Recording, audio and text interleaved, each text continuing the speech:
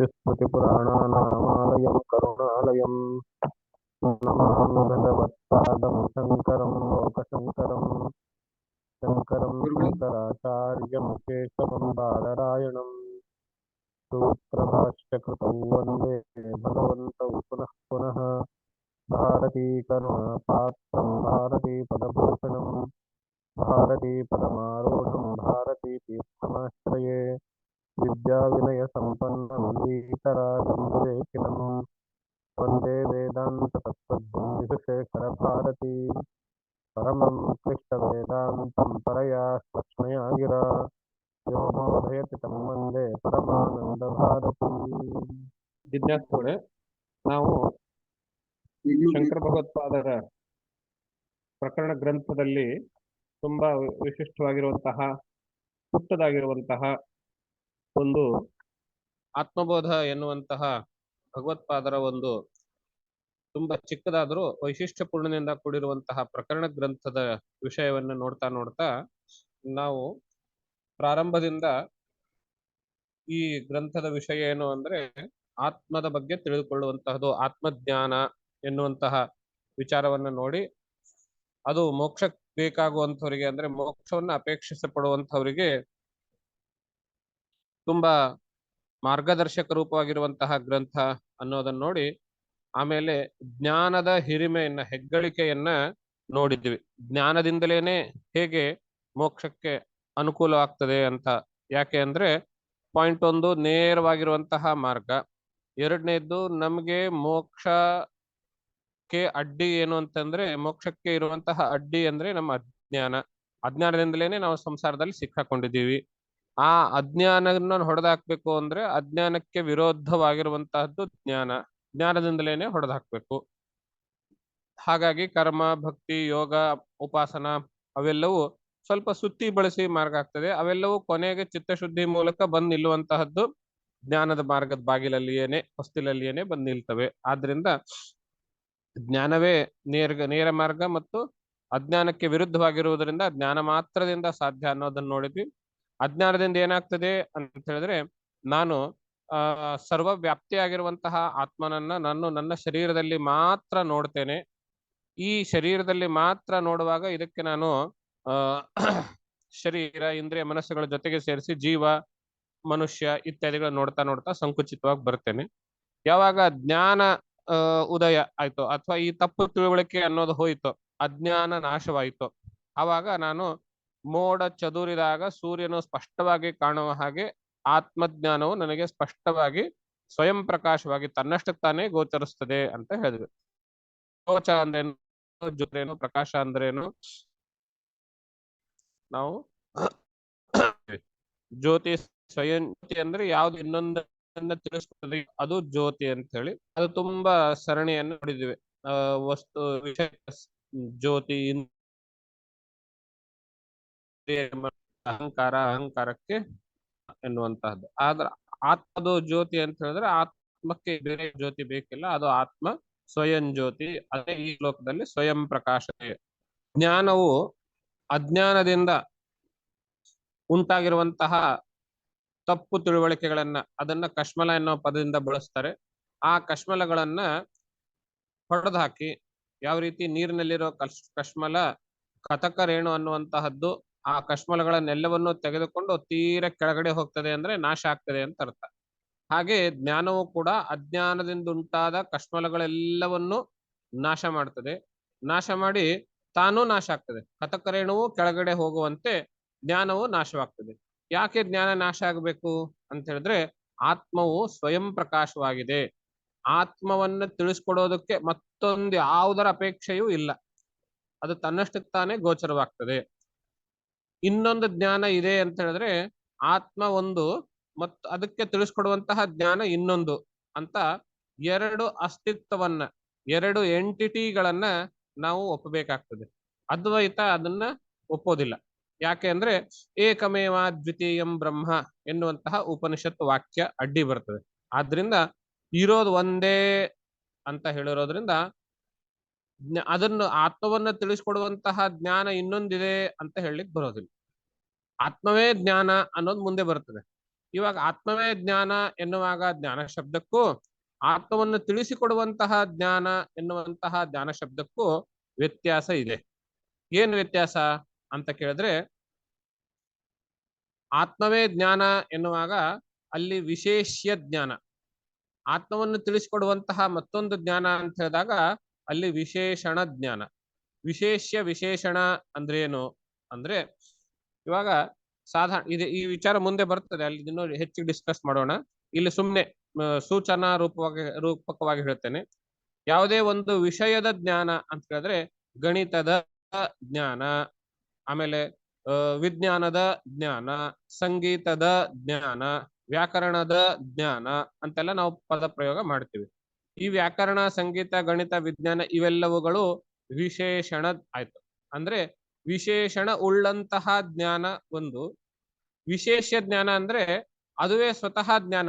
ಅದನ್ನ ಈ ಗಣಿತ ಇಲ್ಲದೆ ಇರುವಾಗ್ಲೂ ನಮಗೊಂದು ಜ್ಞಾನ ಇರ್ತದೆ, ವಿಜ್ಞಾನ ಇಲ್ಲದೆ ಇರುವಾಗ್ಲೂ ನಮಗೊಂದು ಜ್ಞಾನ ಇರ್ತದೆ. ಅದು ವಿಶೇಷ ಜ್ಞಾನ. ಅದು ಯಾವಾಗ್ಲೂ ನಮ್ ಜ್ಞಾನ. ಕನ್ನಡದಲ್ಲಿ ನಾವು ಅರಿವು ಅನ್ನೋ ಪದದಿಂದ ಬಳಸ್ತೇವೆ.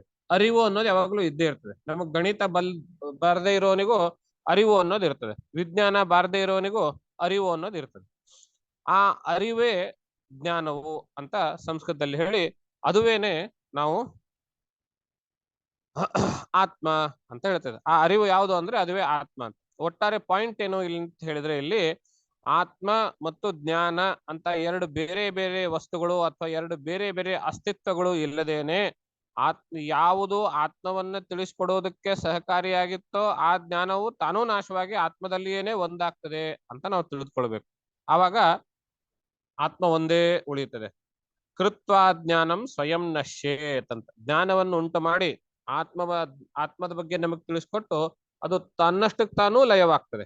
ಹಾಗೆ ಅದು ನಶ್ಯೇತ್ ಜಲಂ ಕಥಕರೇಣುವತ, ಕಥಕರೇಣುವಿನ ಒಂದು ದೃಷ್ಟಾಂತವನ್ನ ಕೊಟ್ಟಿದೆ. ಇಲ್ಲಿಗೆ ನಾವು ಈ ವಿಷಯದ ಜ್ಞಾನದ ಬಗ್ಗೆ, ಆತ್ಮಬೋಧ ಗ್ರಂಥದ ವಿಷಯ ಆತ್ಮ ಕುರಿತಾದ ಜ್ಞಾನದ ಬಗ್ಗೆ ತಿಳ್ಕೊಂಡ್ವಿ. ಅಂದ್ರೆ ವಿಷಯದ, ಈ ಗ್ರಂಥದಲ್ಲಿ ಹೇಳುವಂತಹ ವಿಷಯದ ಬಗ್ಗೆ ಒಂದು ಸ್ಪಷ್ಟತೆಯನ್ನ ಕಂಡುಕೊಂಡ್ವಿ. ಈ ಗ್ರಂಥ ಏನೇನು ಯಾವ ರೀತಿ ಇರಲಿದೆ, ಯಾವ ಮಾರ್ಗದಲ್ಲಿ ಹೋಗಲಿದೆ ಅನ್ನುವಂತಹದ್ದು ತಿಳಿದುಕೊಂಡ್ವಿ. ಯಾವ ಮಾರ್ಗದಲ್ಲಿ ಹೋಗಲಿದೆ? ಜ್ಞಾನ ಮಾರ್ಗದಲ್ಲಿ ಏನೇ ಹೋಗಲಿದೆ. ಹೆಚ್ಚು ಹೆಚ್ಚು ಇಲ್ಲಿ ಜ್ಞಾನದ ಬಗ್ಗೆನೆ ಹೆಚ್ಚು ವಿಚಾರ ಇರುತ್ತದೆ. ಯಾವುದರ ಜ್ಞಾನ ಬಗ್ಗೆ ಇರ್ತದೆ? ಆತ್ಮ ಕುರಿತಾದ. ಯಾವುದರ ಬಗ್ಗೆ ನಮಗೆ ತಪ್ಪು ತಿಳುವಳಿಕೆ ಇದೆಯೋ ಅದರ ಕುರಿತಾದ ತಪ್ಪು ತಿಳುವಳಿಕೆಯನ್ನ ಹೊಡೆದು ಹಾಕ್ತದೆ. ಯಾವುದರ ಬಗ್ಗೆ ತಪ್ಪು ತಿಳುವಳಿಕೆ ಇದೆ? ಆತ್ಮದ ಬಗ್ಗೆ ತಪ್ಪು ತಿಳುವಳಿಕೆ ಇದೆ. ಆ ಆತ್ಮದ ತಪ್ಪು ತಿಳುವಳಿಕೆಯನ್ನು ಹೊಡೆದು ಹಾಕುವಂತಹ ಗ್ರಂಥ ಆತ್ಮಬೋಧ ಅಂತ ನಾವು ಸಮೀಕರಣ ಮಾಡಬಹುದು. ಈ ಕಳೆದ 5 ಶ್ಲೋಕಗಳ ಸಾರಾಂಶವನ್ನ ನಾವು ಹೀಗೆ ಹೇಳಬಹುದು. ಇನ್ನು ಮುಂದಿನ ಶ್ಲೋಕದಿಂದ ಸಂಸಾರದ ಬಗ್ಗೆ ಮಾತನಾಡ್ತಾ ಹೋಗ್ತಾರೆ. 6ನೇ ಶ್ಲೋಕದಿಂದ 11ನೇ ಶ್ಲೋಕದವರೆಗೆ. ಈ ಶ್ಲೋಕದ 5-6 ಶ್ಲೋಕಗಳ ಬಗ್ಗೆ, 6-7 ಶ್ಲೋಕಗಳ 5 ಅಂದ್ರೆ 6 ಶ್ಲೋಕದ ಬಗ್ಗೆ ಒಂದು ಹೆಡ್ಡಿಂಗ್ ಅಂತ ಕೊಡೋದು ಅಂತಾದ್ರೆ ಸಂಸಾರದ ಮಿಥ್ಯಾತ್ವ ಅಂತ ಹೆಡ್ಡಿಂಗ್ ಕೊಟ್ಟಿದ್ದಾರೆ ಈ ಪುಸ್ತಕದಲ್ಲಿ. ಮಿಥ್ಯಾ ಅನ್ನುವಂತಹದ್ದು ಬಹಳ ಅಂಡರ್ಸ್ಟುಡ್ ವರ್ಡ್ ಅಂತ ನಾನು ಪದ ಬಳಸ್ಬೋದು. ಬಹಳ ಅದರ ಬಗ್ಗೆ ಕಡಿಮೆ ತಿಳ್ಕೊಂಡಿದ್ದಾರೆ ಅಥವಾ ತಪ್ಪಾಗಿ ಮಿಸ್ಅಂಡರ್ಸ್ಟುಡ್ ಅಂತ ಹೇಳಬಹುದು. ಅಂಡರ್ ರೇಟೆಡ್ ಅಂತ ಹೇಳ್ತೀವಲ್ಲ, ಹಾಗೆ under perception, under perceived, understood ಅಂತ ಹೇಳ್ಬೋದು ಮಿಥ್ಯಾತ್ವದ ಬಗ್ಗೆ. ಮುಂಚೆ ಮಿಥ್ಯಾತ್ವದ ಬಗ್ಗೆ ಒಂದು ಸ್ವಲ್ಪ ಕ್ಲಾರಿಟಿ ಕೊಟ್ಟು ಆಮೇಲೆ ಶ್ಲೋಕಕ್ಕೆ ಹೋಗೋಣ. ಇವಾಗ ನಾವು ಸಾಧಾರಣವಾಗಿ ಯಾರಿಗೆ ಅದ್ವೈತದ ಬಗ್ಗೆ ಏನೂ ಗೊತ್ತಿಲ್ವೋ ಅಂಥವರು ಕೂಡ ಒಂದು ಪ್ರಸಿದ್ಧವಾಗಿರುವಂತಹ ಶ್ಲೋಕವನ್ನ ನೆನಪಲ್ಲಿ ಇಟ್ಕೊಂಡಿರ್ತಾರೆ. ಅವರು ಇವರಿಂದ ಕೇಳಿಲ್ಲ. ತುಂಬಾ ಅದ್ವೈತದ ಉಪನ್ಯಾಸಕಾರರು, ಪ್ರವಚನಕಾರರು ತಮಗೆ ಕೊಟ್ಟಿರುವ ಸಮಯದಲ್ಲಿ ಅರ್ಧ ಗಂಟೆ, 30 ನಿಮಿಷ, 3/4 ಗಂಟೆ ಈ ಸಮಯದಲ್ಲಿ ಅದ್ವೈತದ ಪ್ರಮೇಯಗಳನ್ನು ತಿಳಿಸ್ಕೊಡ್ಬೇಕು ಅನ್ನುವಂತಹ ಒತ್ತಡ ಅವ್ರ ಮೇಲೆ ಇರ್ತದೆ. ಹಾಗಾಗಿ ಅವರು ನೇರವಾದ ವಿಷಯಕ್ಕೆ ಬಂದ್ಬಿಡ್ತಾರೆ. ಆದ್ರೆ ಅದು ಪ್ರಾಥಮಿಕ ತಿಳುವಳಿಕೆ ಇದ್ದವರಿಗೆ ಅದು ಸರಿ. ಹೊಸದಾಗಿ ಅದ್ವೈತ ಪ್ರವೇಶ ಮಾಡೋರಿಗೆ ನೇರವಾಗಿ ಅದ್ವೈತದ ಥೀಮ್ ಹೇಳೋದಕ್ಕೆ ಹೋಗ್ಕೂಡುದು. ಅದರಿಂದ ಪ್ರಯೋಜನಕ್ಕಿಂತ ನಷ್ಟಗಳೇ ಜಾಸ್ತಿ. ನಷ್ಟಗಳೇನು ಅಂತ ಹೇಳಿದ್ರೆ ತಪ್ಪು ತಿಳುವಳಿಕೆ ಉಂಟಾಗ್ತದೆ. ಅಂತಹ ಪ್ರಸಿದ್ಧ ಶ್ಲೋಕದ ಬಗ್ಗೆ ಇವತ್ತು ಈ ಮಿಥ್ಯಾ ಪದದಿಂದ ನಾನು ಹೇಳ್ತೇನೆ, ಪದದ ಮೂಲಕವಾಗಿ ಅಲ್ಲಿ ಹೇಳ್ತೇನೆ. ಪ್ರಸಿದ್ಧವಾದ ಶ್ಲೋಕ ಯಾವುದು? ಬ್ರಹ್ಮ ಸತ್ಯ ಜಗನ್ಮಿಥ್ಯ ಜೀವೋ ಬ್ರಹ್ಮೈವ ನಾಪರಹ ಅನ್ನುವಂತಹದ್ದು ಶ್ಲೋಕ. ಇದು ಹೆಚ್ಚು ಕಡಿಮೆ ಪ್ರತಿಯೊಬ್ರು ಈ ಶ್ಲೋಕ ಕೇಳಿರ್ತೀರಿ. ಇದನ್ನ ಬ್ರಹ್ಮ ಸತ್ಯ ಜಗನ್ಮಿಥ್ಯ ಎನ್ನುವ ರೂಪದಲ್ಲಿ ಎರಡು ಬೇರೆ ಬೇರೆ ಸ್ಟೇಟ್ಮೆಂಟ್ಗಳು ಅನ್ನೋ ರೀತಿಯಲ್ಲಿ ನಾವು ನೋಡ್ತೇವೆ. ಆದ್ರೆ ವಾಸ್ತವದಲ್ಲಿ ಭಗವತ್ಪಾದರ ಆಶಯ ಏನು ಅಂತ ಹೇಳಿದ್ರೆ ಈ ಎರಡೂ ಸ್ಟೇಟ್ಮೆಂಟ್ಗಳನ್ನ ಒಟ್ಟಿಗೆನೆ ಓದ್ಬೇಕು. ಒಟ್ಟಿಗೆನೆ ಓದ್ಬೇಕು ಅಂತಂದ್ರೆ ಒಟ್ಟಿಗೆನೆ ತಿಳ್ಕೊಳ್ಬೇಕು, ಒಟ್ಟಿಗೆನೆ ಪ್ರಯೋಗ ಮಾಡ್ಬೇಕು. ಈ ಎರಡೂ ಪದಗಳನ್ನ, ಈ ಎರಡೂ ವಾಕ್ಯಗಳನ್ನ ಇಂಡಿವಿಜುವಲ್ ಆಗಿ ಅರ್ಥ ಮಾಡ್ಲಿಕ್ಕೆ ಹೋಗ್ಬಾರ್ದು. ಬ್ರಹ್ಮಸತ್ಯ ಆದ್ರಿಂದ ಜಗತ್ ಮಿಥ್ಯ, ಹೀಗೆ ತಿಳ್ಕೊಳ್ಬೇಕು. ಎರಡೂ ಒಟ್ಟಿಗೆನೆ, ಎರಡೂ ಒಂದೇ ವಾಕ್ಯದ್ದೇನೆ. ಅದು ಯಾಕೆ ಅಂತ ಸ್ವಲ್ಪ ಹೊತ್ತಲ್ಲಿ ನಿಮಗೆ ಗೊತ್ತಾಗ್ತದೆ. ಈ ವಾಕ್ಯದ ಬ್ರಹ್ಮಸತ್ಯ ಜಗನ್ಮಿಥ್ಯ ಈ ವಾಕ್ಯದ ಸಾಧಾರಣವಾಗಿ ನಾವು ಏನ್ ಅರ್ಥ ಮಾಡ್ತೀವಿ ಅಂತ ಹೇಳಿದ್ರೆ, ಬ್ರಹ್ಮ ಸತ್ಯ ಅಂದ್ರೆ ಬ್ರಹ್ಮವು ಸತ್ಯವಾಗಿದೆ ಅಂದ್ರೆ ಇದೆ, ಯಾವಾಗಲೂ ಇದೆ ಅಂತ. ಜಗನ್ಮಿಥ್ಯ ಅಂತ ಹೇಳಿದಾಗ ಜಗತ್ತು ಇಲ್ಲ ಅನ್ನೋ ಅರ್ಥ ತಿಳ್ಕೊಳ್ತೇವೆ. ಬ್ರಹ್ಮ ಇದೆ, ಜಗತ್ತು ಇಲ್ಲ ಅನ್ನೋ ಅರ್ಥದಲ್ಲಿ ಬ್ರಹ್ಮ ಸತ್ಯ ಜಗನ್ಮಿಥ್ಯ ಅನ್ನೋ ವಾಕ್ಯವನ್ನ ನಾವು ತುಂಬಾ ಸರಳವಾಗಿ ಅರ್ಥೈಸ್ಕೊಂಡಿರ್ತೇವೆ. ಹೌದು ತಾನೆ? ಹೆಚ್ಚು ಕಡಿಮೆ ಎಲ್ಲೂ ಇದೇ ರೀತಿಯಲ್ಲಿನೇ ಅರ್ಥ ಮಾಡ್ಕೊಂಡಿರ್ತಾರೆ. ಆದ್ರೆ ಈ ರೀತಿ ಅರ್ಥ ಮಾಡ್ಕೊಂಡ ಮೇಲೆ ಜಗತ್ತು ಮಿಥ್ಯ ಅಂದ್ರೆ ಜಗತ್ತಿಲ್ಲ, ಜಗತ್ ಸುಳ್ಳು ಅಂತ ಅರ್ಥ ಮಾಡಿಕೊಂಡ ಮೇಲೆ ಆಮೇಲೆ ನಮ್ಮ ಮನಸ್ಸಲ್ಲಿ ಪ್ರಶ್ನೆ ಬರ್ತದೆ, ಭಗವತ್ಪಾದರು ಜಗತ್ ಮಿಥ್ಯ ಅಂತ, ಜಗತ್ತೆಲ್ಲ ಸುಳ್ಳು ಅಂತ ಹೇಳಿದ್ರು, ಆದ್ರೆ ನಾನು ಇದನ್ನ ಹೇಗೆ ಒಪ್ಲಿ? ನನ್ನ ಅನುಭವದಲ್ಲಿ ಪ್ರತಿನಿತ್ಯವೂ ನಾನು ಈ ಜಗತ್ತಿನಲ್ಲಿ ಅನುಭವ ಪಡಿತಾ ಇದ್ದೇನೆ, ಜಗತ್ತಿನ ಜೊತೆಗೆ ವ್ಯವಹಾರ ಮಾಡ್ತಾ ಇದ್ದೇನೆ, ಜಗತ್ತಿನಲ್ಲಿಯೇನೇ ಇದ್ದೇನೆ, ಜಗತ್ತಿನ ಜೊತೆಗೇನೆ ಇದ್ದೇನೆ. ಹೀಗಿರುವಾಗ ಜಗತ್ತು ಮಿಥ್ಯ ಅಂತ ಹೇಳಿದ್ರೆ ನಾನು ನನ್ನ ಹೇಗೆ ಒಪ್ಪಬೇಕು ಇದಕ್ಕೆ? ಭಗವತ್ಪಾದರ ಬಗ್ಗೆ ನನಗೆ ಗೌರವ ಇದೆ, ಅವರು ನನಗೆ ಗುರುಗಳು, ಅವರು ಹೇಳಿದ್ದಾರೆ ಅಂದಮೇಲೆ ನಿಜಾನೇ ಇರಬೇಕು ಅಂತ ಫೋರ್ಸ್ಫುಲಿ ಒಪ್ಕೊಳ್ತೀನಿ. ಆದ್ರೆ ನನ್ನ ಅನುಭವಕ್ಕೆ ಯಾಕೋ ಇದು ವಿರುದ್ಧ ಅಂತ ಅನ್ನಿಸ್ತದೆ. ಈ ರೀತಿ ಬರ್ತದೆ. ಹಾಗೆ ಬರೋದಕ್ಕೆ ಕಾರಣ ಏನು ಅಂತ ಹೇಳಿದ್ರೆ, ನಾನು ಮುಂಚೆ ಫಸ್ಟ್ ಆಗಿ ಬ್ರಹ್ಮ ಸತ್ಯ ಜಗನ್ಮಿಥ್ಯ ಅಂತ ಹೇಳಿದ ತಕ್ಷಣದಲ್ಲಿ ಬ್ರಹ್ಮವು ಸತ್ಯವಾಗಿದೆ ಮತ್ತು ಜಗತ್ತು ಸುಳ್ಳು ಅಂತ ನಾನು ಏನು ಅರ್ಥ ಮಾಡ್ಕೊಂಡಲ್ಲ, ಇದು ತಪ್ಪು. ಭಗವತ್ಪಾದರು ಜಗನ್ಮಿಥ್ಯ ಅಂತ ಹೇಳಿದ್ದು ಯಾವಾಗ, ಹೇಗೆ ಅನ್ನೋದನ್ನ ನಾನು ಗಮನಿಸ್ಲಿಲ್ಲ. ಎರಡು ಬೇರೆ ಬೇರೆ ವಾಕ್ಯಗಳ ರೂಪದಲ್ಲಿ ನಾನು ಗಮನಿಸ್ತಿದೆ. ಹೌದಾ? ಆದ್ರಿಂದ ನನಗೆ ಆ ಗೊಂದಲ ಉಂಟಾಯ್ತು. ಏನ್ ಗೊಂದಲ ಉಂಟಾಯ್ತು? ನನಗೆ ನನ್ನ ಅನುಭವಕ್ಕೆ ವಿರುದ್ಧವಾಗಿ ಭಗವತ್ಪಾದರ ವಾಕ್ಯ ಕಾಣಿಸ್ತಾ ಇದೆಯಲ್ಲ ಅಂತ ಗೊಂದಲ ಉಂಟಾಯ್ತು. ಇದಕ್ಕೆ ಪರಿಹಾರ ನೋಡೋಣ. ಏನು ಅಂದ್ರೆ, ಮುಂಚೆ ಮಿಥ್ಯಾ ಅಂದ್ರೆ ಏನು ಅಂತ ತಿಳ್ಕೊಳ್ಬೇಕು ನಾವು. ಮಿಥ್ಯಾ ಅಂದ್ರೆ, ಮಿಥ್ಯಾ ಪದ ನೋಡಿ ಹಾಗೆ ಅದರದ್ದು ನಿಷ್ಪತ್ತಿ ಯಾವ್ದರಿಂದ ಆಗುತ್ತೆ ಅಂದ್ರೆ, ಮಿಥುನ ಅಂತ ಹೇಳ್ತೀವಲ್ಲ, ಮಿಥುನದಿಂದ ಮಿಥ್ಯ ಅಂತ ನಾವು ತಗೊಳ್ಬಹುದು. ಮಿಥುನ ಅಂದ್ರೆ ಎರಡಿದ್ದಾಗ ಮಿಥುನ ಅಂತ ಹೇಳ್ತೀವಿ. ಅಂದ್ರೆ ಮಿಥ್ಯಾದಲ್ಲಿಯೂ ಎರಡಿರ್ಬೇಕು. ಏನೇನ್ ಎರಡು ಅಂದ್ರೆ, ಇರೋದು ಒಂದು, ತಿಳ್ಕೊಳ್ಳೋದು ಇನ್ನೊಂದು. ತುಂಬಾ ಗಮನ ಇಟ್ಟು ಕೇಳಿಸ್ಕೊಳ್ಳಿ, ಎಚ್ಚರದಿಂದ ಕೇಳಿಸ್ಕೊಳ್ಳಿ. ಇರೋದೊಂದು, ತಿಳ್ಕೊಳ್ಳೋದು ಇನ್ನೊಂದು. ಹೀಗಿರುವಾಗ, ಸಿಚುವೇಶನ್ ಹೀಗಿರುವಾಗ ನಾವು ಅದಕ್ಕೆ ಮಿಥ್ಯಾ ಅಂತ ಹೇಳ್ತೀವಿ. ಇರೋದೊಂದು, ತಿಳ್ಕೊಳ್ಳೋದು ಇನ್ನೊಂದು. ಇಲ್ಲಿ ಎರಡು ವಸ್ತುಗಳಾದವು ತಾನೆ. ಇದ್ದಿದ್ದೊಂದು, ತಿಳಿದುಕೊಂಡಿದ್ದು ಅದಕ್ಕಿಂತ ಬೇರೆದು. ಈ ತಿಳಿದುಕೊಂಡಿದ್ದು ಅಂತೇನಿದೆ ಅಲ್ಲ, ಅದು ಮಿಥ್ಯಾ ಅಂತ ಕರೆಸ್ಕೊಳುತ್ತೆ. ಹೌದಾ? ಉದಾಹರಣೆ, ಪ್ರಸಿದ್ಧವಾಗಿರುವಂತಹ ಉದಾಹರಣೆ, ಅಲ್ಲಿ ಸಮುದ್ರ ದಂಡೆ ಮೇಲೆ ಒಂದು ಕಪ್ಪೆ ಚಿಪ್ಪು ಇರ್ತದೆ. ಅದು ಸೂರ್ಯನ ಬೆಳಕಿನಲ್ಲಿ ಮಿಂಚ್ತದೆ. ಮಿಂಚಿದಾಗ ನಾನು ಅದನ್ನ ಬೆಳ್ಳಿ ಅಂತ ತಿಳ್ಕೊಳ್ತೇನೆ. ತಿಳ್ಕೊಂಡ್ಮೇಲೆ ಓಹೋ ಅಲ್ಲಿ ಬೆಳ್ಳಿ ಇದೆ ಅಂತ ಹೇಳಿ ಅದನ್ನ ತಗೊಳಕ್ ಆ ಕಡೆ ಹೋಗ್ತೇನೆ. ಆಮೇಲೆ ನಂಗೆ ಗೊತ್ತಾಗ್ತದೆ ಏನು ಅದು ಕಪ್ಪೆ ಚಿಪ್ಪು ಅಂತ. ಈ ಪ್ರಕ್ರಿಯೆನಲ್ಲಿ ಏನ್ ನಡೀತು, ಇರೋದು ಕಪ್ಪೆ ಚಿಪ್ಪು, ತಿಳಿದುಕೊಂಡಿರೋದು ಬೆಳ್ಳಿ ಅಂತ. ಈ ಬೆಳ್ಳಿ ಅನ್ನೋದು ಮಿಥ್ಯ. ಹಾಗೇನೆ ರಜ್ಜು ಸರ್ಪ, ಇರೋದು ಹಗ್ಗ, ತಿಳಿದುಕೊಳ್ಳೋದು ಹಾವು ಸರ್ಪ ಅಂತೇಳಿ.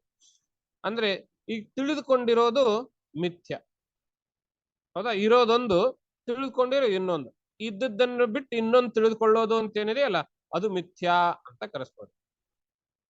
ಇವಾಗ ನೀವು ಯೋಚನೆ ಮಾಡಿ, ತಿಳಿದುಕೊಂಡಿದ್ದನಲ್ಲ, ತಪ್ಪಾಗಿ ತಿಳ್ಕೊಂಡಲ್ಲ, ಅದು ಮಿಥ್ಯ. ಆ ತಪ್ಪು ತಿಳುವಳಿಕೆ ಎಲ್ಲಿದೆ ಹೇಳಿ? ತಪ್ಪು ತಿಳುವಳಿಕೆ ನನ್ನ ತಲೆಯಲ್ಲಿದೆ ಹೊರತು ಎದುರುಗಡೆ ಕಾಣೋ ವಸ್ತುವಿನಲ್ಲಿಲ್ಲ. ಎದುರುಗಡೆ ಇರೋ ವಸ್ತು ಏನು? ಕಪ್ಪೆ ಚಿಪ್ಪು. ನನ್ನ ತಲೆನಲ್ಲಿರೋ ವಸ್ತು ಏನು? ಬೆಳ್ಳಿ. ಹಾಗಾಗಿ ನನ್ನ ತಲೆನಲ್ಲಿರೋ ಬೆಳ್ಳಿ ಸುಳ್ಳು. ಭಗವತ್ಪಾದರು ಜಗತ್ ಮಿಥ್ಯ ಅಂತ ಹೇಳಿದ್ರೆ ನಿನ್ ತಲೆನಲ್ಲಿರೋ ಜಗತ್ತು ಮಿಥ್ಯ ಅಂತ ಅರ್ಥ. ಇದೇನ್ರಿ, ನನ್ನ ತಲೆನಲ್ಲಿರೋ ಜಗತ್ತೊಂದು, ಹೊರಗಡೆ ಇರೋ ಜಗತ್ತೊಂದು, ಹೀಗೆಲ್ಲ ಬೇರೆ ಇರ್ತದೇನು ಅಂತ ಪ್ರಶ್ನೆ ಬರುತ್ತೆ. ಇರುತ್ತೆ. ಹೊರಗಡೆ ಇರೋದೇನು ಅಂದ್ರೆ ನಂಗೆ ಕಾಣಿಸ್ತಾ ಇರೋದೆಲ್ಲ ಇದೆಲ್ಲ ಏನು ಅಂತ ಕೇಳಿದಾಗ ಇದು ಬ್ರಹ್ಮ. ಹೊರಗಡೆ ಇರೋದೇನು? ಇದೆಲ್ಲವೂ ಬ್ರಹ್ಮ. ತಾವು ಬೃಹದಾರಣ್ಯಕದಲ್ಲಿ, ಬೃಹದಾರಣ್ಯವೋ ಛಾಂದೋಗ್ಯವೋ, ಯದಾ ಸೌಮ್ಯ ಏಕೇನ ಮೃತ್ಪಿಂಡೇನ ಸರ್ವಮಿದಂ ಮೃಣ್ಮಯಂ ವಿಜ್ಞಾತಂ ಸ್ಯಾತ್ ವಾಚಾರಂಭಣಂ ವಿಕಾರೋ ನಾಮಧೇಯ ಮೃತ್ತಿಕೇತ್ತೇವ ಸತ್ಯಂ ಅಂತ ಹೇಳಿದಿರ್ತಾನೆ. ಮಣ್ಣಿನಿಂದ ಮಾಡಲ್ಪಟ್ಟಿರುವಂತಹ ಎಲ್ಲವೂ ಕೂಡ ಅದು ಬರೀ ವಾಚಾರಂಭಣ, ವಿಕಾರ, ನಾಮಧೇಯ, ಮಣ್ಣೊಂದೇ ಸತ್ಯ ಅಂತ. ಹಾಗೆ ಬ್ರಹ್ಮದಿಂದ ಮಾಡಲ್ಪಟ್ಟಿರುವಂತಹ ಈ ಜಗತ್ತಿನಲ್ಲಿ ಎಷ್ಟೇ ವಾಚಾರಂಭಣ ಇರಲಿ, ವಿಕಾರ ಇರಲಿ, ನಾಮರೂಪಗಳಿರ್ಲಿ, ಜಗತ್ತು ಎಷ್ಟೇ ನಾನಾತ್ವದಿಂದ ಕೂಡಿರಲಿ, ಅದೆಲ್ಲವೂ ಬ್ರಹ್ಮದಿಂದ ಮಾಡಲ್ಪಟ್ಟಿರೋದು. ಬ್ರಹ್ಮ ಒಂದೇ ಸತ್ಯ, ಮಿಕ್ಕಿದ್ದೆಲ್ಲವೂ ಕೇವಲ ವಿಕಾರ, ವಾಚಾರಂಭಣ, ವಿಕಾರ, ನಾಮಧೇಯ. ಬರೀ ಮಾತಿಗುಂಟು. ನಾವು ಮಾತಾಡ್ಲಿಕ್ಕೆ ಬೇಕಲ್ಲ, ವ್ಯವಹಾರ ಮಾಡ್ಲಿಕ್ಕೆ ಬೇಕಲ್ಲ, ಅದಕ್ಕೋಸ್ಕರ ಬೇಕು. ನಿಮಗೊಂದು ಉದಾಹರಣೆ ಕೊಡ್ತೇನೆ. ಇಲ್ಲಿ ನಾವು ನೀರನ್ನು ಕುಡಿತೀವಿ. ಮಂಜುಗಡ್ಡೆಯನ್ನ ನಾವು ಐಸ್ ಪ್ಯಾಕ್ ಆಗಿ ತಲೆಗೆ ಅದಕ್ಕೆಲ್ಲ ನೋವಾದಾಗ ಇಟ್ಕೊಳ್ತೀವಿ. ನೀರಿನ ಕಾಸಿ ಹಬೆಯನ್ನ ಈ ಚಳಿಗಾಲ ಅದೆಲ್ಲ ಬಂದಾಗ ಅದರಿಂದ ನಾವು ಸ್ಟೀಮ್ ತಗೊಳ್ತೀವಿ. 3 ಬೇರೆ ಬೇರೆ ಪದಾರ್ಥಗಳು, 3 ಬೇರೆ ಬೇರೆ ಉಪಯೋಗಗಳು, ಅಥವಾ 3 ಬೇರೆ ಬೇರೆ ವ್ಯವಹಾರಗಳು. ಇರೋ ವಸ್ತು ಏನು ಹೇಳಿ?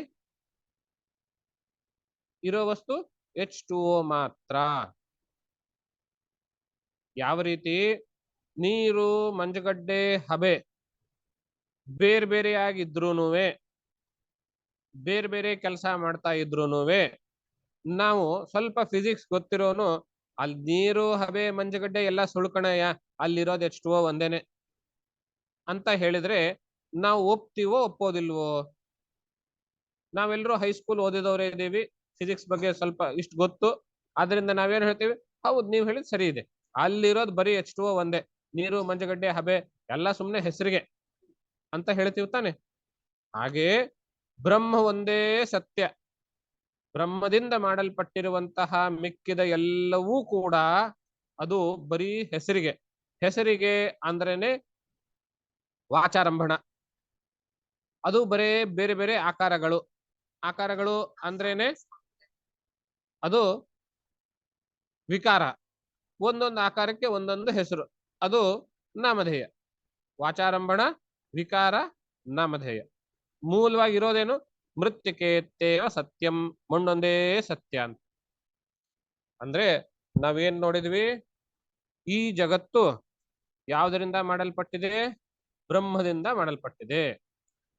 ಆ ಬ್ರಹ್ಮದಿಂದ ಮಾಡಲ್ಪಟ್ಟಿರುವಂತಹ ಎಲ್ಲ ಏನೇನ್ ನಾನಾತ್ವವಾಗಿದೆಯೋ ಇದೆಲ್ಲವೂ ಸುಮ್ನೆ ಹೆಸರಿಗೆ, ಇರೋದು ಬ್ರಹ್ಮ ಒಂದೇ. ಅರ್ಥಾತ್ ಇರೋ ಬ್ರಹ್ಮಕ್ಕೆ ನಾನು ನಾನಾತ್ವವಾಗಿ ತಿಳಿದುಕೊಳ್ತೇನೆ. ನಾನಾತ್ವವಾಗಿ ತಿಳಿದುಕೊಳ್ಳೋದು ಅಂದ್ರೇನು? ಇರೋ ಒಂದೇ ಬ್ರಹ್ಮವನ್ನ ನಾನು ಇದು ನದಿ, ಇದು ಪರ್ವತ, ಇದು ಆಕಾಶ, ಇದು ಸೂರ್ಯ, ಇದು ನಕ್ಷತ್ರ, ಇದು ಗ್ರಹ, ಇದು ಅಹಂ ಬ್ರಹ್ಮಾಸ್ಮಿ ತಂಡ, ಇದು ಜಗದ್ಗುರುಗಳು, ಇದು ನಾವು ಭಕ್ತರು, ಇದು ಬೇರೆ ಯಾರೋ ವ್ಯಕ್ತಿ ಅಂತ ಹೇಳಿ ನಾನಾತ್ವವಾಗಿ ನಾನು ತಿಳಿದುಕೊಳ್ತೇನೆ. ಇರೋದೇನು? ಇರೋದ್ ಬ್ರಹ್ಮ ಒಂದೇ. ಹೌದಾ? ಒಂದೇ ಮಣ್ಣು ಇದ್ದು ಮಣ್ಣಿನಿಂದ ಮಾಡಲ್ಪಟ್ಟಿರುವಂತಹ ಮಡಿಕೆ, ಇಟ್ಟಿಗೆ, ಹೆಂಚು, ಹೂಜಿ, ಕೊಡಪಾನ ಎಲ್ಲ ಬೇರೆ ಬೇರೆಯಾಗಿ ತಿಳ್ಕೊಳ್ತೇನೆ ತಾನೆ. ಅವೆಲ್ಲ ಹೆಸರಿಗೆ, ಇರೋದೊಂದೇ ಬ್ರಹ್ಮ. ಹೌದಾ? ಇದನ್ನ ನಾವು ಸರಿಯಾಗಿ, ಮಿಕ್ಕಿದ್ದೆಲ್ಲವೂ ಸುಳ್ಳು ಅಂದ್ರೆ ನನ್ ತಲೆನಲ್ಲಿ ಇದು ಕೊಡ ಅಂತ ತಿಳ್ಕೊಂಡಿದನಲ್ಲ, ಇಲ್ಲಿ ತಿಳ್ಕೊಂಡಿರೋದು ಕೊಡ ಅನ್ನೋದು ಸುಳ್ಳು. ಇರೋದೇನು? ಮಣ್ಣೆ. ಹಾಗೇನೆ ಬ್ರಹ್ಮವನ್ನ ನಾನು ಬ್ರಹ್ಮವಾಗಿ ಕಾಣದೆ ಜಗತ್ತಾಗಿ ಕಾಣ್ತಾ ಇದ್ದೀನಿ. ಇರೋ ಬ್ರಹ್ಮವನ್ನ ಜಗತ್ತಾಗಿ ನಾನು ಇಲ್ಲಿ ತಲೆನಲ್ಲಿ ತಿಳ್ಕೊಂಡಲ್ಲ, ಇಲ್ಲಿ ತಲೆನಲ್ಲಿ ತಿಳ್ಕೊಂಡಿರೋ ಜಗತ್ತು ಮಿಥ್ಯಾ ಅಂತ ಭಗವತ್ಪಾದರು ಹೇಳಿದ್ದು. ಇನ್ನೊಂದ್ ಬಾರಿ ಕೇಳಿಸ್ಕೊಳ್ಳಿ. ಯಾವ ರೀತಿ ಇರೋ ಮಣ್ಣನ್ನ ನಾನು ಮಡಿಕೆ ಇತ್ಯಾದಿ ಬೇರೆ ಬೇರೆಯಾಗಿ ತಿಳ್ಕೊಳ್ತೀನೋ, ಮಡಿಕೆ, ಗಡಿಗೆ, ಕುಡಿಕೆ ಅದೆಲ್ಲವೂ ಸುಳ್ಳು, ಇರೋದು ಮಣ್ಣೊಂದೇ ಅನ್ನೋದು ಎಷ್ಟು ಸರಿನೋ, ನೀರು, ಹಬೆ, ಮಂಜುಗಡ್ಡೆ ಎಲ್ಲ ಸುಳ್ಳು, ಇರೋದು ನೀರು H2O ಒಂದೇ ಅನ್ನೋದು ಎಷ್ಟು ಸತ್ಯವೋ, ಹಾಗೇನೆ ಇರೋ ಬ್ರಹ್ಮವನ್ನೇ ನಾನು ಜಗತ್ತಾಗಿ ತಿಳಿದುಕೊಂಡಿದ್ದೇನೆ. ಎಲ್ಲಿ ತಿಳ್ಕೊಂಡಿದ್ದೇನೆ? ನನ್ನ ತಲೆಯಲ್ಲಿ, ನನ್ನ ಬುದ್ಧಿನಲ್ಲಿ ತಿಳ್ಕೊಂಡಿದ್ದೇನೆ. ನನ್ನ ಬುದ್ಧಿನಲ್ಲಿ ತಪ್ಪಾಗಿ ತಿಳಿದುಕೊಂಡಂತಹ ಜಗತ್ತು ಮಿಥ್ಯಾ ಅಂತ ಹೇಳಿದ್ದು. ಹೊರಗಡೆ ಇರೋದೇನು? ಅದು ಬ್ರಹ್ಮ. ಅದು ಸುಳ್ಳೆ? ಬ್ರಹ್ಮವನ್ನು ಸುಳ್ಳು ಅಂತ ಹೇಳೋದಕ್ಕಾಗತ್ತೇನು? ಅಲ್ಲ. ಬ್ರಹ್ಮ ಯಾವಾಗ್ಲೂ ಇದ್ದೇ ಇರ್ತದೆ. ಇವಾಗ ಜಗತ್ತು ಮಿಥ್ಯಾ ಅಂದ್ರೆ ನಾವೇನ್ ತಿಳ್ಕೊಳ್ಬೇಕು? ನಾನು ಈ ಜಗತ್ತನ್ನ ನಿಜವಾಗಿಯೂ ಈ ಜಗತ್ತು ಬ್ರಹ್ಮವೇ ಆಗಿದೆ, ನಾನು ನನ್ನ ಅಜ್ಞಾನದಿಂದ ಈ ಬ್ರಹ್ಮವನ್ನ ಬ್ರಹ್ಮ ಎಂದು ತಿಳಿದುಕೊಳ್ಳದೇನೆ ಜಗತ್ತು ಎಂಬುದಾಗಿ ತಿಳಿದುಕೊಂಡಿದ್ದೇನೆ. ಆದ್ರಿಂದ ನಾನು ತಪ್ಪಾಗಿ ತಿಳಿದುಕೊಂಡಂತಹ ಈ ಜಗತ್ತು ಎಲ್ಲಿ ತಿಳ್ಕೊಂಡಿದೆ? ನನ್ನ ತಲೆನಲ್ಲಿರುವಂತಹ ಈ ಜಗತ್ತು ಸುಳ್ಳು, ಜಗನ್ಮಿಥ್ಯಾ ಅಂದ್ರೆ ಇಷ್ಟು. ಆದ್ರಿಂದ ಬ್ರಹ್ಮ ಸತ್ಯ, ಆದ್ರಿಂದಲೇನೆ ಜಗತ್ ಮಿಥ್ಯ. ಜಗತ್ತಂದ್ರೆ ಏನು? ನಮ್ ತಲೆನಲ್ಲಿ ತಪ್ಪಾಗಿ ತಿಳಿದುಕೊಂಡಿರುವಂತಹ ಜಗತ್ತು. ವಾಸ್ತವದಲ್ಲಿ ಅದು ಏನು? ವಾಸ್ತವದಲ್ಲಿ ಅದು ಬ್ರಹ್ಮ ಅಂತ. ಹೌದಾ? ಇಷ್ಟೊತ್ತು ನಾನೇನ್ ಹೇಳಿದೆ ಅದನ್ನ ಮುಂದಿನ 3 ಶ್ಲೋಕಗಳಲ್ಲಿ ಭಗವತ್ಪಾದರು ಹೇಳ್ತಾರೆ. ಅದನ್ನ ಇವಾಗ ನಾನು ಮುಂಚೆ ವಿಷಯವನ್ನ ಸ್ಪಷ್ಟ ಮಾಡಿ ಆಮೇಲೆ ಶ್ಲೋಕಕ್ಕೆ ಬರೋಣ ಅನ್ನೋ ಕಾರಣದಿಂದ ಮುಂಚೆ ಇಷ್ಟೊಂದು ಇಂಟ್ರಡಕ್ಷನ್ ಕೊಟ್ಟೆ ಮಿಥ್ಯಾತ್ವದ ಬಗ್ಗೆ. ನೀ ನೆನ್ಪಿಡಿ, ಯಾವಾಗ್ಲೂ ಜಗನ್ ಮಿಥ್ಯಾ ಅಂತ ಹೇಳಿದ್ರೆ ಜಗತ್ತೆಲ್ಲ ಸುಳ್ಳು ಅಂದ್ರೆ ಈ ನದಿ, ಪರ್ವತ, ಗುಡ್ಡ, ಬೆಟ್ಟ, ನಾನು ನೀನು ಎಲ್ಲ ಸುಳ್ಳು ಅಂತ ಅರ್ಥ ಅಲ್ಲ. ಇದ್ರ ಬಗ್ಗೆ ನಾನ್ ತಪ್ಪಾಗಿ ತಿಳ್ಕೊಂಡಿದ್ದೀನಲ್ಲ, ಅದು ಸುಳ್ಳು ಅಂತ ಅರ್ಥ. ನಾನು ನಿಜವಾಗಿ ಏನ್ ತಿಳ್ಕೊಳ್ಬೇಕಾಗಿತ್ತು? ಇದು ಬ್ರಹ್ಮ ಎಂಬುದಾಗಿ ತಿಳ್ಕೊಳ್ಬೇಕಾಗಿತ್ತು. ಹೌದಾ?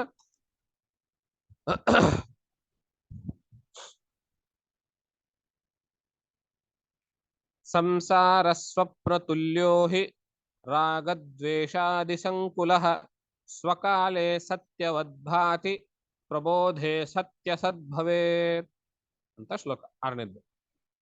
ಸಂಸಾರ ಸ್ವಪ್ನತುಲ್ಯ ರಾಗದ್ವೇಷಾದಿ ಸಂಕುಲಃ ಸ್ವಕಾಲೇ ಸತ್ಯವತ್ ಭಾತಿ ಪ್ರಬೋಧೆ ಸತಿ ಅಸದ್ಭವೇತ್.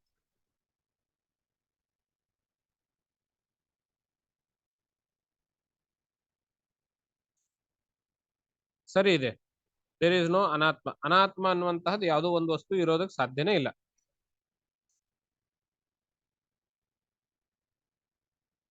Do you mean Atma only exists? There is no Anatma. Yes, there is no Anatma at all. ನಾವು ಇರೋ ಆತ್ಮವನ್ನೇ ನಾವು ಬೇರೆ ಬೇರೆಯಾಗಿ ಏನೇನೋ ತಪ್ಪಾಗಿ ತಿಳ್ಕೊಂಡಿರ್ತೇವೆ. ನಮ್ಮ ಸಂಸ್ಕಾರಗಳ ಆಧಾರದ ಮೇಲೆ ತಪ್ಪಾಗಿ ತಿಳ್ಕೊಂಡಿರ್ತೇವೆ. ಅದೆಲ್ಲವೂ ಹೊಡೆದು ಹಾಕಬೇಕು ಅನ್ನೋ ಸರ್ಕಸ್ಸೇ ಈ ಆತ್ಮಬೋಧದ ಗ್ರಂಥ ಉದ್ದೇಶ. ಸಂಸಾರ ಸ್ವಪ್ನ ತುಲ್ಯೋಹಿ, ಸಂಸಾರ ಅನ್ನುವಂತಹದ್ದು ಸ್ವಪ್ನ ತುಲ್ಯ. ಮತ್ತೆ ಇವಾಗ ಸ್ವಪ್ನ ತುಲ್ಯ ಅಂದಾಗ ಮತ್ತೆ ನಾವು ಕೆಲವೊಂದು ಬಾರಿ ಎಷ್ಟು ಹೇಳಿರ್ತಾರೆಯೋ ಅದಕ್ಕಿಂತ ಹೆಚ್ಚು ತಿಳ್ಕೊಳ್ತೀವಿ ನಾವು. ಆ ಹೆಚ್ಚಿಗೆ ತಿಳುವಳಿಕೆನೆ ಗೊಂದಲ ಮಾಡುವಂತಹದ್ದು. ಸಂಸಾರ ಸ್ವಪ್ನ ತುಲ್ಯ ಅಂತ ಹೇಳಿದಾಗ, ಸಂಸಾರವು ಸ್ವಪ್ನದಂತೆ ಅಂತ ಹೇಳಿದಾಗ ನಾವೇನ್ ತಿಳ್ಕೊಂಡ್ಬಿಡ್ತೀವಿ, ಜಂಪ್ ಮಾಡ್ತೀವಿ. ನಾವು ಇಂಗ್ಲಿಷ್ ನಲ್ಲಿ ಹೇಳ್ತಾರೆ ಡೋಂಟ್ ಜಂಪ್ ದಿ ಗನ್ ಅಂತ, ಅಥವಾ ಟ್ರಿಗರ್ ದಿ ಗನ್ ಅಂತ. ದಾಟ್ ಬಿಡ್ತೀವಿ ನಾವು, ನೇರವಾಗಿ ಕನ್ಕ್ಲೂಷನ್ಗೆ ಹೋಗೋ ಪ್ರಯತ್ನ ಮಾಡ್ತೀವಿ, ಪ್ರಕ್ರಿಯೆನಲ್ಲಿ ಇರೋದೇ ಇಲ್ಲ. ಸಂಸಾರವು ಸ್ವಪ್ನದಂತೆ ಅಂತ ಹೇಳಿದಾಗ ನಾವೇನ್ ತಿಳ್ಕೊಳ್ತೀವಿ, ಯಾವ ರೀತಿ ಸ್ವಪ್ನ ಅನ್ನೋದು ಇಲ್ವೋ, ನಿಜ ಅಲ್ವೋ, ಆ ರೀತಿ ಸಂಸಾರವು ನಿಜ ಅಲ್ಲ ಅಂತ ತಿಳ್ಕೊಳ್ತೀವಿ. ಸ್ವಪ್ನ ಅಂದ್ರೆ ನಿಜಕ್ಕೆ ವಿರುದ್ಧ ಅಂತ. ಹಾಗಾಗಿ ಜಗತ್ತೆಲ್ಲವೂ ಕನಸಿನಂತೆ ಅಂದ್ರೆ ಇದೆಲ್ಲವೂ ಸುಳ್ಳೇನು ಅನ್ನೋ ಅರ್ಥಕ್ಕೆ ಬಂದ್ಬಿಡ್ತೀವಿ. ಸ್ವಪ್ನ ಅಂತ ದೃಷ್ಟಾಂತ ಕೊಟ್ರೆ ಅದು ನಾವು ಹೀಗೆ ತಿಳ್ಕೊಳ್ತೀವಿ. ಆದ್ರೆ ಭಗವತ್ಪಾದರ ಅಪೇಕ್ಷೆ ಏನು? ಭಗವತ್ಪಾದರು ಕೊಟ್ಟಿದ್ದಾರೆ, ಉಪನಿಷತ್ತಿನಲ್ಲೂ ಇದೆ. ಅವ್ರ ಅಪೇಕ್ಷೆ ಏನು ಅಂತ ಕೇಳಿದಾಗ ಇದ್ರ ಮುಂದೆನೆ ಹೇಳಿದ್ದಾರೆ. ಸ್ವಪ್ನದ ದೃಷ್ಟಾಂತ ಯಾತಕ್ ಕೊಟ್ವಿ? ಸ್ವಕಾಲೇ ಸತ್ಯವತ್ ಭಾತಿ, ತಾನಿರೋಷ್ಟೊತ್ತೂ ಸತ್ಯ ಎಂಬಂತೆ ಕಾಣುತ್ತದೆ. ಇಲ್ಲಿ ಎರಡು ಪದ ನಾವು ಸ್ಪಷ್ಟವಾಗಿ ತಿಳ್ಕೊಳ್ಬೇಕು, ಸಂಸಾರ ಮತ್ತು ಸತ್ಯ. ಸಂಸಾರ ಅಂದ್ರೆ ನಾನು ಇಷ್ಟೊತ್ತು ಜಗತ್ತು ಜಗತ್ತು ಜಗತ್ತು ಅಂತ ಹೇಳಿದೆ. ಜಗತ್ತು ಅಂದ್ರೆ ನಮ್ ಕಣ್ಣಿಗೆ ಕಾಣಿಸೋ ಇದೆಲ್ಲ ಏನೇನೇನೇನ್ ಕಾಣಿಸ್ತಾ ಇದೆ ಇದೆಲ್ಲವನ್ನು ಜಗತ್ತು ಅನ್ನೋ ಪದದಿಂದ ನಾವು ಹೇಳ್ತೇವೆ. ನಾಮ ರೂಪಗಳು ನಾನಾತ್ವದಿಂದ ಕೂಡಿರುವಂತಹದ್ದು, ವಾಚಾರಂಭಣ ವಿಕಾರ ನಾಮಧೇಯ, ಅವುಗಳ ಜೊತೆಗೆ ಒಡನಾಟ ನಮ್ದೇನಿರ್ತದೆ ಅದಕ್ಕೆ ಸಂಸಾರ ಅಂತ ಹೇಳ್ತೀವಿ.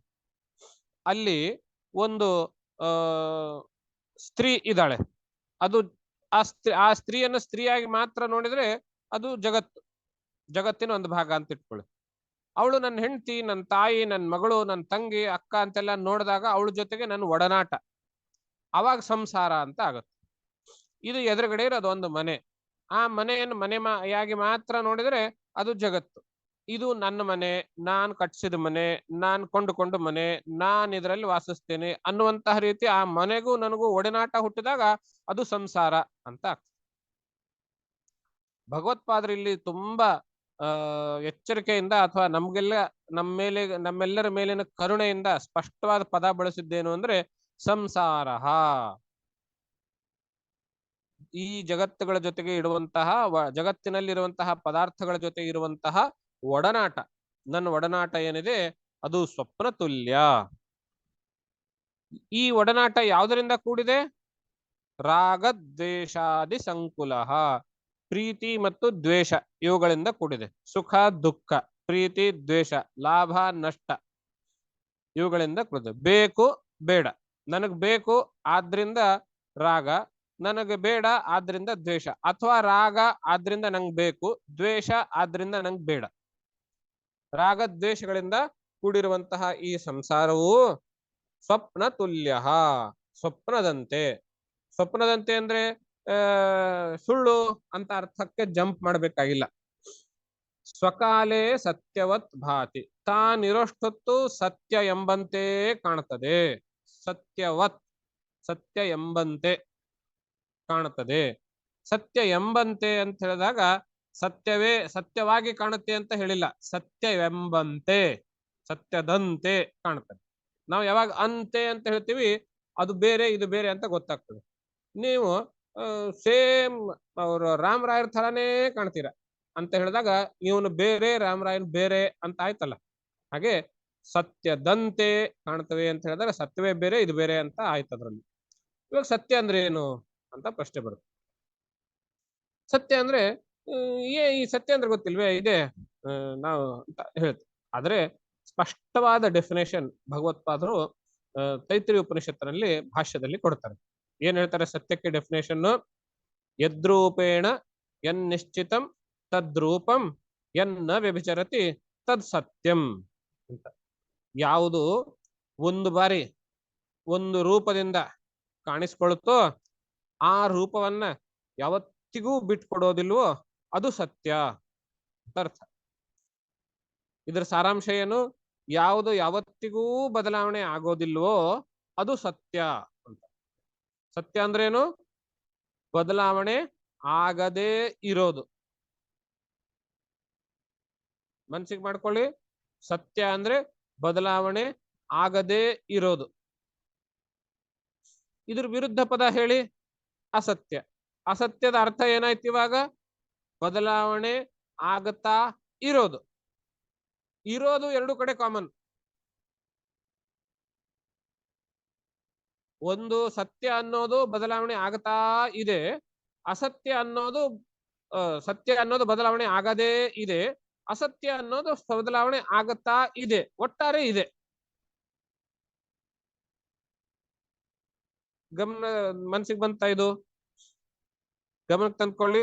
ಅಸತ್ಯ ಅಂತ ಹೇಳಿದಾಗ ನಾವು ಗಾಬರಿ ಆಗ್ಬೇಕಾಗಿಲ್ಲ. ಅಸತ್ಯ ಅಂದ್ರೆ ಇಲ್ವೇ ಇಲ್ಲ ಅಂತ ತಿಳ್ಕೊಳ್ಬೇಕಾಗಿಲ್ಲ. ಅಸತ್ಯ ಅಂದ್ರೆ ಏನು? ಒಂಥರ ಹೀಗಿರ್ತದೆ, ಇನ್ನೊಂಥರ ಆಮೇಲೆ ಹೇಗೆ ಆಗ್ತದೆ, ಆಮೇಲೆ ಇನ್ನೊಂಥರ ಆಗ್ತದೆ, ಹೀಗೆ ಬೇರೆ ಬೇರೆ ಬದಲಾವಣೆ ಆಗ್ತಾ ಇರ್ತದೆ, ಅಷ್ಟನ್ನು ತಿಳ್ಕೊಳ್ಬೇಕು. ಹೌದಾ? ಸ್ವಕಾಲೇ ಸತ್ಯವತ್ ಭಾತಿ. ಸ್ವಕಾಲದಲ್ಲಿ, ತಾನು ತೋರಿಸಿಕೊಳ್ಳುವ ಕಾಲದಲ್ಲಿ. ಅಂದ್ರೆ ಕನಸು ಯಾವ ರೀತಿ? ಕನಸು ಕಾಣುವಾಗ, ಇಡೀ ಕನಸು ಕಾಣುವಾಗ ಉದ್ದಕ್ಕೂ ಇದು ಕನಸು ಅಂತ ನಮಗೆ ಗೊತ್ತೇ ಆಗೋದಿಲ್ಲ, ಸತ್ಯ ನಿಜ ಎಂಬಂತಲೇನೆ ತಿಳ್ಕೊಳ್ತೀವಿ. ಹೌದಾ? ಯಾವಾಗ ಎಚ್ಚರವಾಯ್ತೋ ಅವಾಗ ನಾವೇನ್ ಹೇಳ್ತೀವಿ? ಹಾಳಾದ್ದು ಕನಸು ಅಂತ ಹೇಳಿ ನೀರು ಕುಡಿದು ಆ ಕಡೆ ಮಗ್ಗಲು ಬದಲಾಯಿಸಿ ಮಲ್ಕೊಳ್ಳೋದು. ಹೌದಾ? ಅಂದ್ರೆ ಸ್ವಪ್ನ ಮುಂಚೆ ಇರ್ಲಿಲ್ಲ, ಮಧ್ಯದಲ್ಲಿ ಬಂತು, ಆಮೇಲೆ ಹೊರಟೋಯ್ತು. ಬದಲಾವಣೆ ಆಯ್ತೋ ಇಲ್ವೋ? ಇದು ಇರ್ಲಿಲ್ಲ, ಇದೆ, ಆಮೇಲೆ ಮತ್ತೆ ಇರೋದಿಲ್ಲ. ಇದು ತಾನೇ ಬದಲಾವಣೆ ಅಂದ್ರೆ. ಯಾವಾಗ್ಲೂ ಇರೋದು, ಬದಲಾವಣೆ ಆಗದೆ ಇರೋದು. ಇದು ಬದಲಾವಣೆ ಆಗ್ತಾ ಇದೆ. ಇದು ಬದಲಾವಣೆ ಆಗ್ತಾ ಇದೆ ಅಂದ್ರೆ ಇದು ಸತ್ಯವಲ್ಲ. ಇರೋಷ್ಟೊತ್ತು ಕಾಲ ಮಾತ್ರ ಸತ್ಯದಂತೆ ಕಾಣುತ್ತೆ. ಸ್ವಕಾಲೇ ಸತ್ಯವತ್ ಭಾತಿ. ಭಾತಿ ನಮಗೆ ಅನ್ನಿಸ್ತದೆ ಅಷ್ಟೇನೆ, ಸತ್ಯದಂತೆ ತೋರ್ತದೆ, ಸತ್ಯ ಅಲ್ಲ. ಪ್ರಬೋಧೆ. ಪ್ರಬೋಧ ಅಂದ್ರೆ ಎಚ್ಚರ. ಎಚ್ಚರವಾದ ಮೇಲೆ, ಪ್ರಬೋಧೆ ಸತಿ, ಎಚ್ಚರವಾದ ತಕ್ಷಣ ಅಸದ್ಭವೇ, ಅಸತ್ತಾಗತ್ತೆ. ಎಚ್ಚರವಾದ ತಕ್ಷಣ ಅಸತ್ತು. ಅಸತ್ತು ಅಂದ್ರೆ ಹೊರಟು ಹೋಗ್ತದೆ, ಇರೋದಿಲ್ಲ, ನಾಶ ಆಗ್ತದೆ ಅಂತ. ಇಲ್ಲಿ ಈ ಪದಗಳನ್ನ ಗಮನಿಸಿ. ಈ ಇಡೀ ವೇದಾಂತದುದ್ದಕ್ಕೂ ಈ ಪದಗಳ ಸ್ಪಷ್ಟತೆ ನಿಮ್ಮ ಮನಸ್ಸಲ್ಲೇ ಇರಬೇಕು. ಸತ್ ಮತ್ತು ಅಸತ್ ಇವೆರಡೂ ವಿರುದ್ಧಾರ್ಥಕ ಪದಗಳು. ಸತ್ಯ ಮತ್ತು ಅಸತ್ಯ ಇವೆರಡೂ ಒಂದಕ್ಕೊಂದು ವಿರುದ್ಧಾರ್ಥಕ ಪದಗಳು. ಇವೆರಡಕ್ಕೂ ವ್ಯತ್ಯಾಸ, ಸತ್ ಮತ್ತು ಸತ್ಯಕ್ಕೂ ವ್ಯತ್ಯಾಸ ಏನು ಅಂತ ಹೇಳಿದ್ರೆ, ಸತ್ ಅಂದ್ರೆ ಇರುವುದು,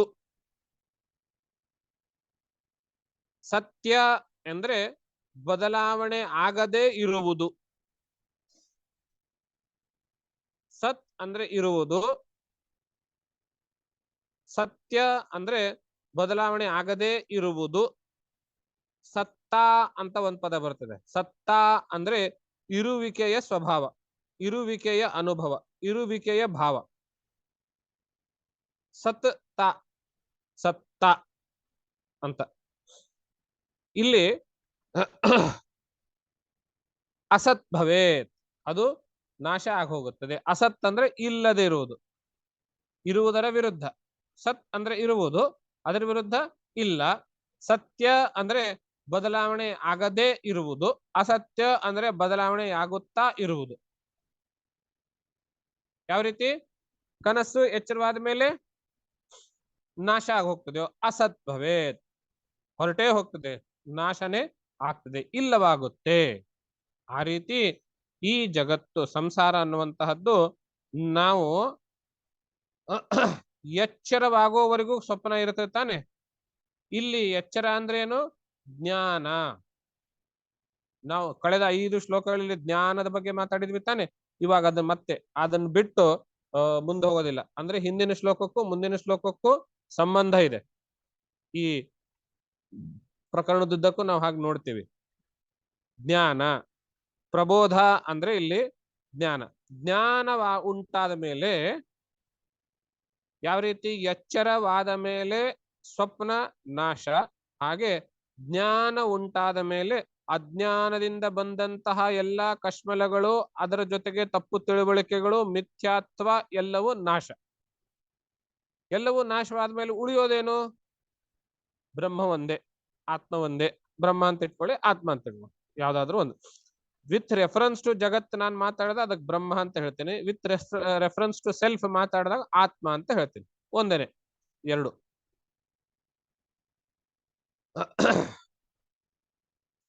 ಸೊ ಈ ಶ್ಲೋಕದ ಸಾರಾಂಶ ಏನು? ಸಂಸಾರವು ಅಂದ್ರೆ ಈ ಜಗತ್ತಿನ ಜೊತೆಗೆ ಇರುವಂತಹ ಒಡನಾಟವು ರಾಗದ್ವೇಷಗಳಿಂದ ಕೂಡಿರುವಂತಹದ್ದು. ಇದು ತಾನಿರೋವರೆಗೂ, ಅಂದ್ರೆ ಜಗತ್ತಿನ ಜೊತೆಗೆ ಒಡನಾಟ ಇರೋವರೆಗೂ, ಅಂದ್ರೆ ನಾನು ಅದರ ಬಗ್ಗೆ ಎಲ್ಲಿವರೆಗೂ ರಿಯಾಕ್ಷನ್ ಮಾಡ್ತಾ ಇರ್ತೀನಿ, ನಾನು ಅದಕ್ಕೆ ರೆಸ್ಪಾಂಡ್ ಮಾಡ್ತಾ ಇರ್ತೀನಿ, ಅಲ್ಲಿವರೆಗೂ ಅದು ಸತ್ಯದಂತೆಯೇ ಕಾಣ್ತದೆ. ನಾನು ಯಾವಾಗ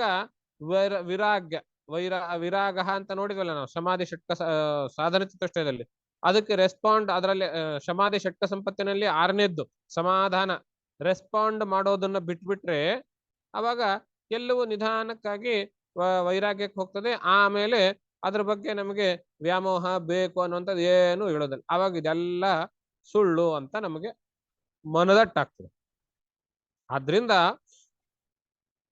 ಜ್ಞಾನ ಉಂಟಾದ ಮೇಲೆ ಅಸತ್ಭವೇತ್. ಓಹೋ, ಈ ಜಗತ್ತು ನದಿ ಪರ್ವತ ಬೆಟ್ಟ ಅಂತೆಲ್ಲ ತಿಳ್ಕೊಂಡಿದ್ನೆಲ್ಲ ಮೂಲತಃ ಇದು ಏನದು? ಇದು ಬ್ರಹ್ಮ.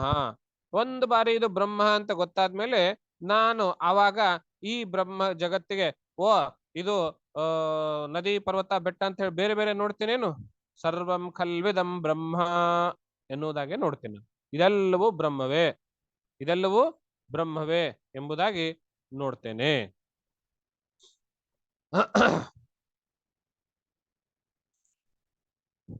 ಮುಂದಿನ ಶ್ಲೋಕ. ತಾವತ್ ಸತ್ಯಂ ಜಗದ್ಭಾತಿ ಶುಕ್ತಿಕಾ ರಜತಂ ಯಥಾ ಯಾವನ್ನಜ್ಞಾಯತೆ ಬ್ರಹ್ಮ ಸರ್ವಾಧಿಷ್ಠಾನಮದ್ವಯಂ. ಈ ಶ್ಲೋಕದ ಸಾರಾಂಶವನ್ನೇ ಮುಂದುವರಿಸಿಕೊಂಡು ಮುಂದಿನ ಶ್ಲೋಕದಲ್ಲಿ ಹೇಳ್ತಾ ಇದ್ದಾನೆ. ತಾವತ್ ಸತ್ಯಂ ಜಗತ್ ಭಾತಿ. ಜಗತ್ ತಾವತ್ ಸತ್ಯಂ ಭಾತಿ, ಜಗತ್ತು ಅಲ್ಲಿವರೆಗೆ ಸತ್ಯದಂತೆ ಕಾಣುತ್ತದೆ.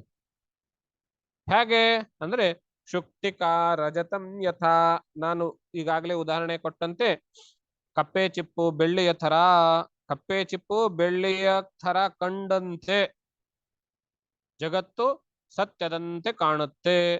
ಅಲ್ಲಿವರೆಗೆ. ಎಲ್ಲಿವರೆಗೆ? ಯಾವನ್ನಜ್ಞಾಯತೆ ಬ್ರಹ್ಮ, ಬ್ರಹ್ಮ ತಿಳಿಯೋವರೆಗೂ. ಎಲ್ಲಿವರೆಗೂ ಬ್ರಹ್ಮ ತಿಳಿಯೋದಿಲ್ವೋ ಅಲ್ಲಿವರೆಗೂ ಈ ಜಗತ್ತು ಸತ್ಯದಂತೆ ಕಾಣುತ್ತೆ. ಈ ಹಿಂದಿನ ಶ್ಲೋಕದಲ್ಲಿ ಪ್ರಬೋಧೆ ಅಂತ ಪದ ಇದೆ ತಾನೆ. ಎಚ್ಚರವಾದ ಮೇಲೆ ಸತ್ಯ ಸದ್ಭವೇತ್. ಆ ಎಚ್ಚರವಾದ ಮೇಲೆ ಅನ್ನೋದು ದಾರ್ಷ್ಟಾಂತಿಕದಲ್ಲಿ ಎಕ್ಸ್ಪ್ಲನೇಷನ್ ಕೊಡ್ತಿದ್ದಾರೆ ಈ ಶ್ಲೋಕದಲ್ಲಿ.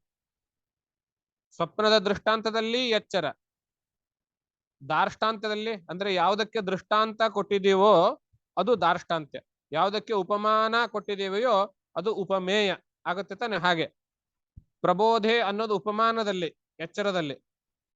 ಯಾವುದಕ್ಕೆ ಉಪಮಾನ ಕೊಟ್ಟಿದ್ದೀವಿ? ಈ ಜ್ಞಾನಕ್ಕೆ. ಅದರದ ಎಕ್ಸ್ಪ್ಲನೇಷನ್ ಇಲ್ಲಿ ಕೊಡ್ತಾ ಇದ್ದಾರೆ ಈ ಶ್ಲೋಕದಲ್ಲಿ.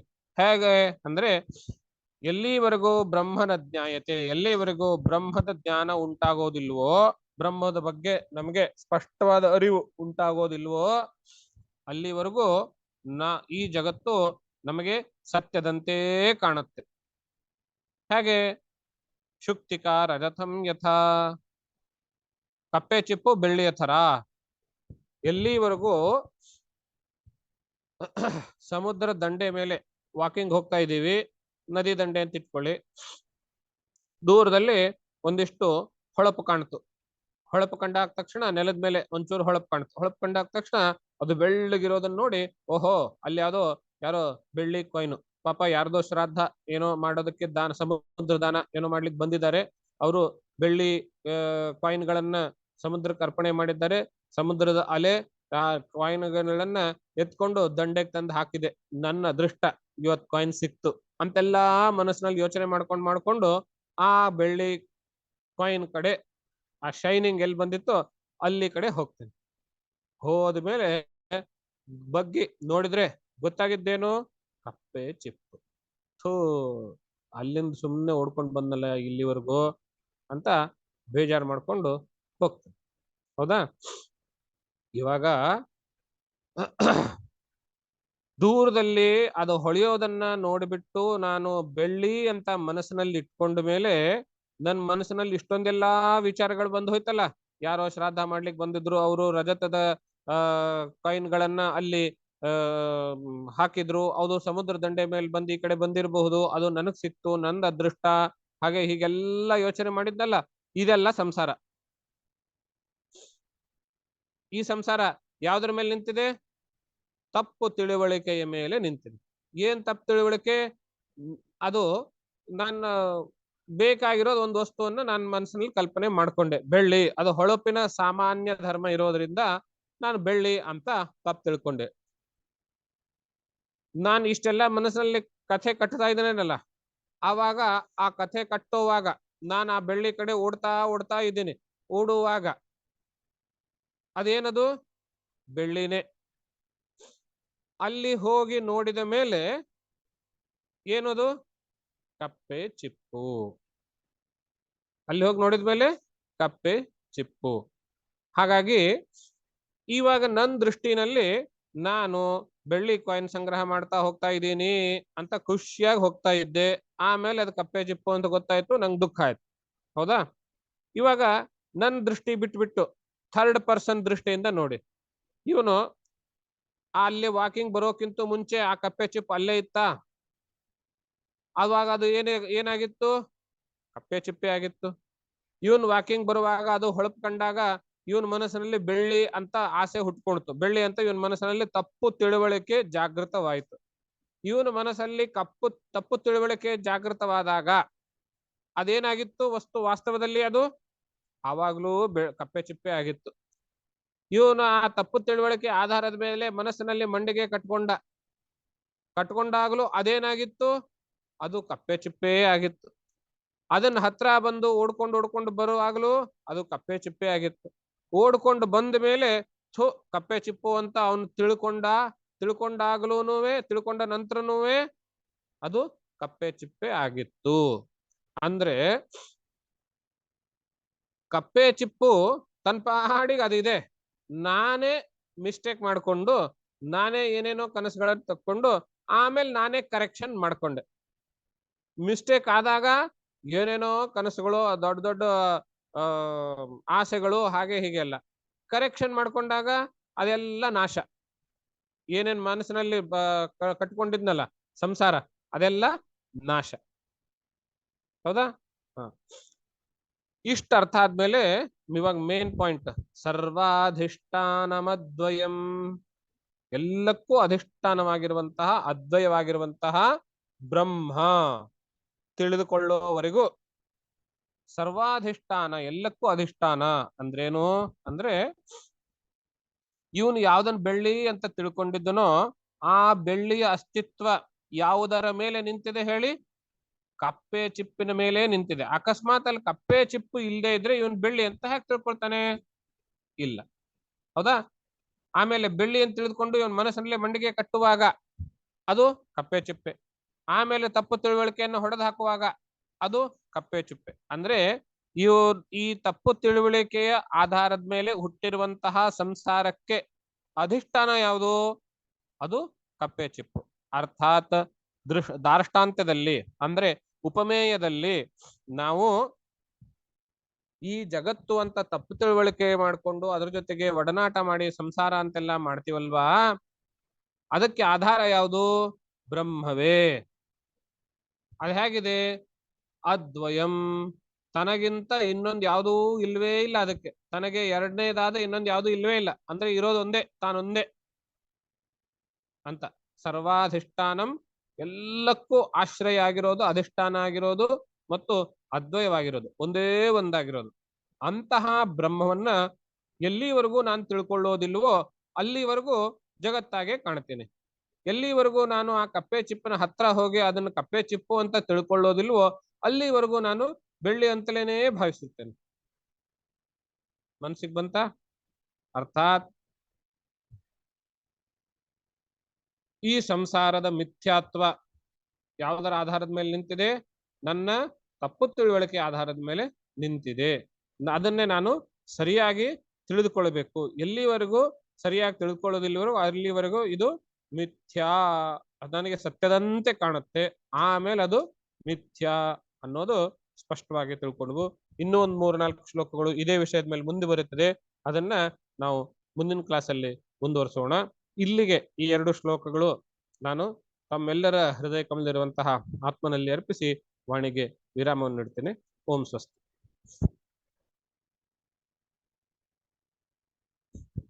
ಪ್ರಶ್ನೆಗಳನ್ನ ನೋಟ್ ಮಾಡಿಟ್ಕೊಳ್ಳಿ.